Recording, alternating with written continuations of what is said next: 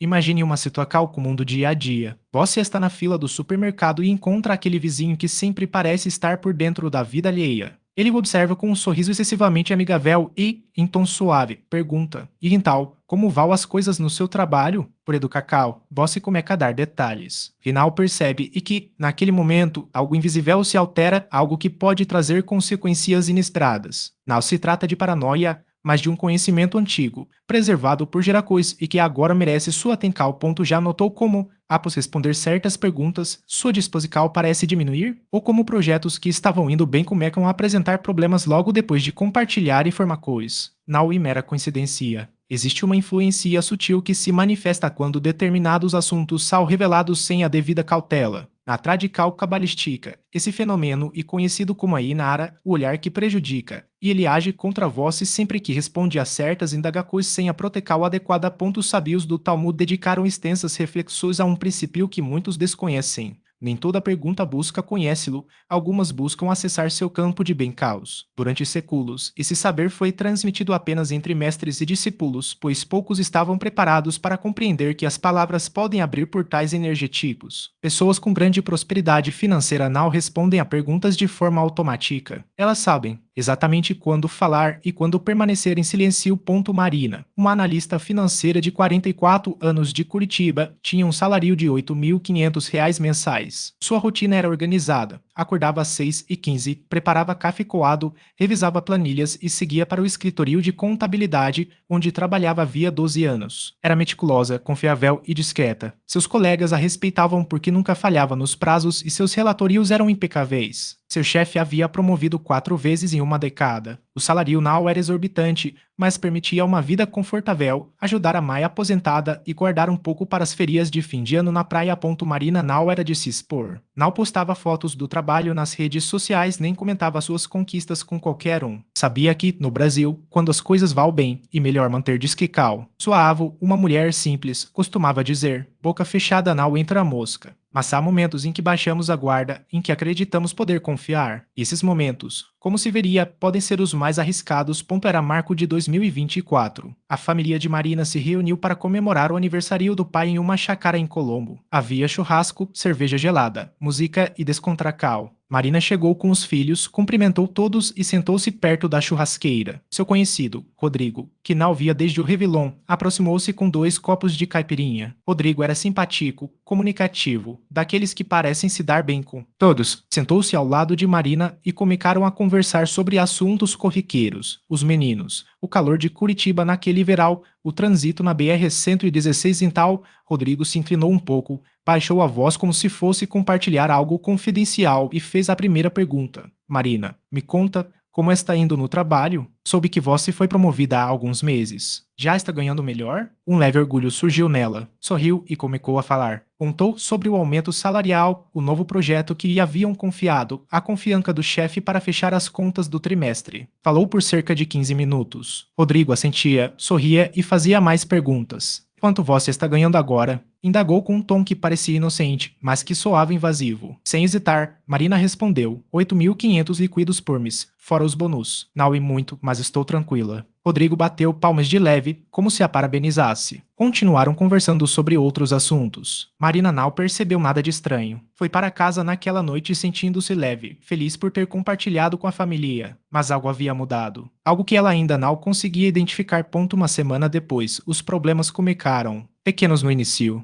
Um cliente importante do escritório ligou cancelando o serviço. Depois, outro fez o mesmo. Seu chefe passou a olhá-la com desconfiança, como se algo estivesse errado. Em abril, deram-lhe menos projetos. Em maio, recebeu a notícia de que a empresa passaria por uma estruturação e seu cargo não seria mais necessário. Deram-lhe 3 meses de aviso prévio e uma carta de recomendação. Marina não entendia. Tinha feito tudo certo, seus números eram perfeitos, não havia cometido erros. Mas a empresa alegou dificuldades financeiras, uma decisão de negócios. Nada pessoal. Marina procurou emprego por 4 meses, enviou currículos para 50 empresas, foi chamada para 5 entrevistas, mas nenhuma resultou em contratar Cal. Começou a sentir um cansaço constante, dores de cabeça sem motivo aparente. Foi ao médico, mas os exames não acusaram nada. Seu corpo, porém, não mentia. Algo a consumia a ponto que Marina desconhecia e que aquela conversa com Rodrigo havia aberto uma porta que não deveria ser aberta. Não se trata de atribuir mais coisa a ele. A Cabala ensina algo que a maioria ignora. Quando se compartilha informações sobre o próprio sustento em momentos inadequados, expõe-se o próprio recipiente espiritual. E quando esse recipiente fica desprotegido, ele se fragiliza, permitindo que as bem-causas escapem. O fluxo de prosperidade se desorganiza. Não é superstical, nem feitiçaria. E uma lei espiritual tal concreta quanto a gravidade. Marina havia respondido à primeira pergunta perigosa sem saber, e agora arcava com as consequências. Sua história, porém, não termina aí. Em um dia de agosto, desesperada, ligou para a tia, irmã mais velha de sua mãe. A tia morava em Florianópolis e era conhecida na família por sua sabedoria formas, e ai, quais. São os seus planos para o futuro. O que você pretende fazer agora? Ou a ti mesmo você já decidiu o que vai fazer depois disso? À primeira vista, parece uma pergunta inocente, quase um convite para compartilhar sonhos. Mas, na tradical cabalística, essa indagacal funciona como uma chave secundária mais sutil que a primeira, porém igualmente capaz de abrir fissuras no campo energético. Quando alguém pergunta sobre seus planos, especialmente em momentos de transical, como após uma mudança de emprego, um término de relacionamento ou início de um novo ciclo, a resposta desprotegida expõe não apenas suas intenções, mas também a energia que a sustenta. Na Cabala, os planos são considerados sementes espirituais. Antes de se manifestarem no mundo físico, eles existem como potenciais no Olam Atlut, o mundo das emanações. Falar sobre eles antes da hora e como arrancar uma semente da terra antes que suas raízes se firmem. Ela pode ate brotar, mas não ter a forca para crescer. Marina, por exemplo, havia respondido a segunda pergunta semanas depois de começar no novo emprego. Um colega de trabalho, durante um café, perguntou: e agora, já tem planos para o próximo passo? Sem pensar, ela detalhou suas metas: um curso de especialização, uma possível promoção em 6 meses e a ideia de comprar um apartamento. Na época, achou que estava apenas sendo transparente, mas nos dias seguintes notou uma mudança. O curso que pretendia fazer foi adiado por falta de inscritos. A promoção, que parecia certa, foi oferecida a outra pessoa. E o apartamento que havia visto? O proprietário decidiu não vender mais. Não foi coincidência. Segundo os ensinamentos, quando se compartilha planos em estágio inicial, especialmente com pessoas que não têm um vínculo espiritual de proteção, como familiares próximos ou mentores, a energia desses planos se dispersa. A mente humana e um campo magnético. Ao ouvir sobre um projeto alheio, mesmo que inconscientemente, a pessoa começa a processá-lo, compara-lo com suas próprias expectativas e, muitas vezes, projetar sobre ele suas dúvidas ou limitações. Esse processo, por mais sutil que seja, cria uma interferência no fluxo original da intenção.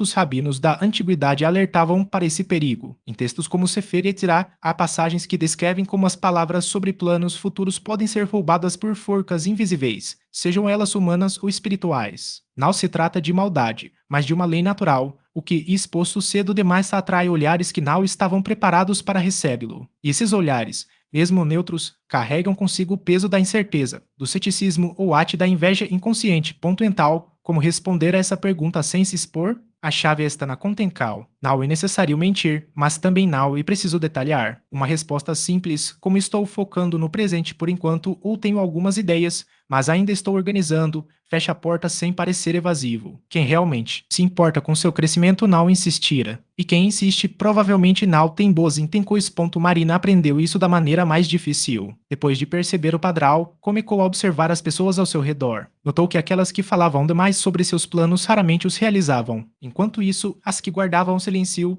mesmo em situações informais, pareciam atrair oportunidades com mais facilidade. Não era uma questão de sorte, mas de proteção. A segunda pergunta, assim como a primeira, não e um ataque, e uma armadilha sutil disfarçada de interesse genuíno. E o pior é que ela costuma vir de quem menos se espera: amigos, parentes, pessoas que dizem querer o seu bem. Mas a verdade é que ninguém precisa saber dos seus planos antes da hora. Nem mesmo você, às vezes. Porque na Cabala, o silêncio não é apenas ausência de palavras. E uma forma de preservar a energia até que ela esteja pronta para se manifestar.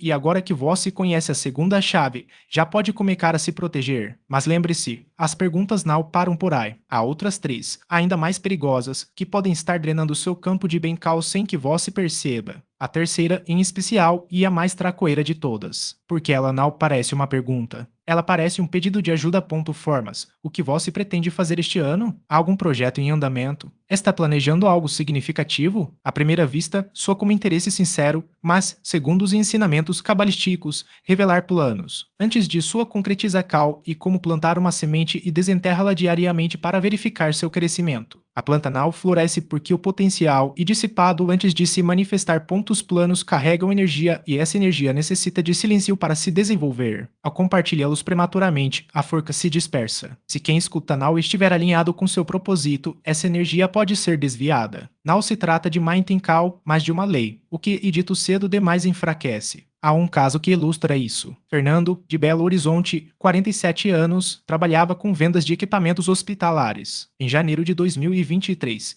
fechou um contrato expressivo com um hospital em Uberlândia com uma comissão de quase R$ 60 mil.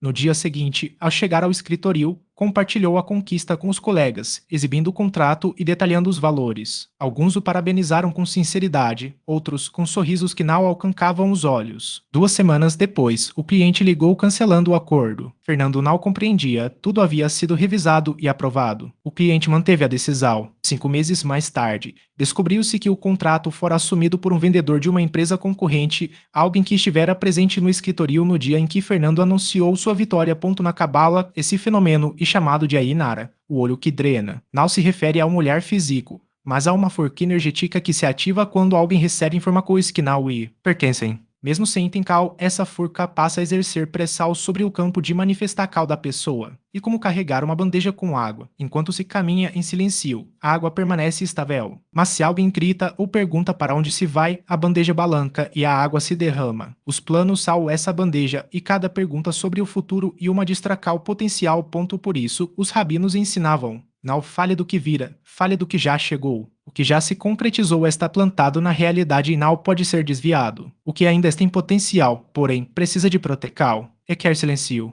Exige confiança de que o Eterno trabalhe a seu favor sem que seja necessário anunciar. Então, como responder quando perguntam sobre seus planos? Sorria e diga: vou passo a passo, confiando em Deus. E encerre a conversa ali. Não forneca detalhes, não mencione datas, não explique estratégias. Quem realmente estiver ao seu lado se alegrará com sua vitória quando ela chegar. Não precisa saber antes. Agora, chega-se a terceira pergunta, considerada pelos sábios como espiritualmente perigosa. Ela não busca informação ou acesso, mas controle. A pergunta é: quanto você tem guardado? Pode surgir disfarçada. Já conseguiu juntar alguma coisa? Tem uma reserva de emergência? Conseguiu guardar para casa? À primeira vista, parece preocupar Cal, mas o que está em jogo e uma avaliar Cal de sua capacidade de resistência. Quando alguém sabe quanto você possui, consciente ou inconscientemente, está medindo quanto você pode perder. Na cabala, isso se chama segredo. Algumas coisas não devem ser ditas, não por serem ruins, mas por serem sagradas. Quando expostas, perdem sua forca. O dinheiro, independentemente do valor, é sagrado, e fruto do trabalho, do esforço, da energia vital. Ao revelá-lo, abre-se a porta para comparacões, julgamentos e drenagem. Há um exemplo que ilustra isso. Beatriz, de Recife, 52 anos, economizou durante 8 anos para comprar um apartamento. Juntou R$ 60 mil.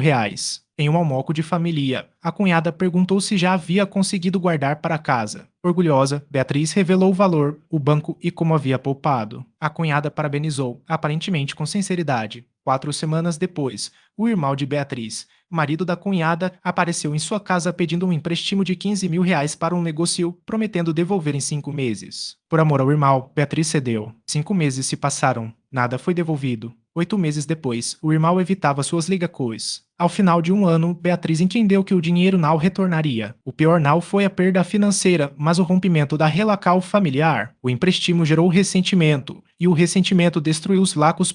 Não foi culpa de Beatriz ter emprestado. Foi uma decisão tomada com amor. O erro foi revelar quanto tinha. Ao ouvir o valor, algo se ativou na mente da cunhada, uma possibilidade, uma porta. E essa porta levou a um pedido que jamais deveria ter existido. Por isso, as economias devem ser um segredo entre você e Deus. Ninguém mais precisa saber, nem a família, nem os amigos, nem o parceiro, a menos que estejam casados. O dinheiro guardado e sua raiz, sua segurança. Quando essa raiz é exposta, qualquer um pode cortá-la. Como responder quando perguntam quanto você tem? Sorria com calma e diga: graças a Deus, vou construindo aos poucos. E nada mais. Não de números, não explique. Sua estabilidade não e assunto de conversa. E assunto de proteger o este espaço agora se torna um escudo coletivo. Escreva nos comentários: eu protejo o meu campo. Em seguida, procure o comentário de outra pessoa e responda com uma bencal simples de protecal. Pode ser algo como que seu campo esteja selado ou que suas palavras sejam sabias. Não importa se Nau conhece a pessoa. Esse é um ato espiritual. Estamos criando um círculo de protecal entre todos.